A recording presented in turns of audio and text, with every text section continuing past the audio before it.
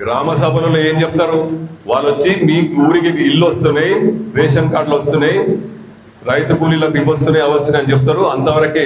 కానీ మీరు గట్టిగా ఉండి ఏదైతే లిస్టు వాళ్ళ నుంచి వచ్చిందో అది అనౌన్స్ చేయించకండి. ఎందుకంటే నేను అన్ని వదిలిపెట్టి ఈరోజు నా సుఖాంతమైన జీవితాన్ని వదిలిపెట్టి ఈరోజు ఇక్కడ నిలబడి మీ 24 గంటలు మీ సేవలో ఉన్నా. హైదరాబాద్ లో ఉన్నా కూడా పొద్దున్న లేస్తే రాత్రి వరకు సెక్రటరేట్లో ఉంటా. ఏదైనా మన నియోజకవర్గానికి ఏమన్నా ఒకటి వస్తుందా అని కొత్త బస్ స్టాండ్ ట్రై చేస్తున్నాము, ఒక కొత్త కల్చరల్ బిల్డింగ్ ట్రై చేస్తున్నాం. నిన్ననే మా మిత్రుడు సుల్తాన్ ఉన్నాడు కళాకారుల, ఏ మీటింగ్ అయినా కాంగ్రెస్ పార్టీ మీటింగ్ అయినా తప్ప సుల్తాన్, ఎందుకంటే అది నాకు అదృష్టం.